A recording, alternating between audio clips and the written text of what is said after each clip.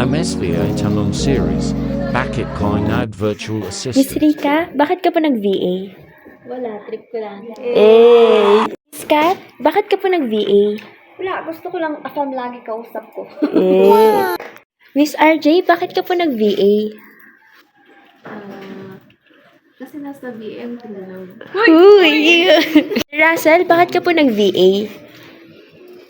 First note kasi kailangan ko siya para sa studies ko. Pero ngayon kasi maganda yung skills kasi na nakuha ko. Tapos madadala ko na siya. Wow, Gabi, bakit ka po nag-VA? Curiosity. Ooh. Humanities. Kasi there's insanity. Iba. Miss Daisy, bakit ka po nag-VA? Nag-VA ako kasi di ba, kapag VA ka, may work ka na, nakakatulong ka pa sa client.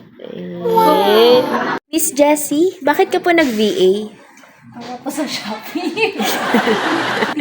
Sir David, bakit ka po nag-VA? Kasi ako yung tagapagmana.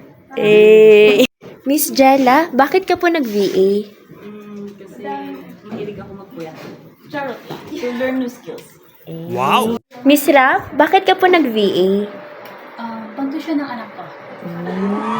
Miss Beth, bakit ka po nag-VA? Kasi astig pakinggan. You.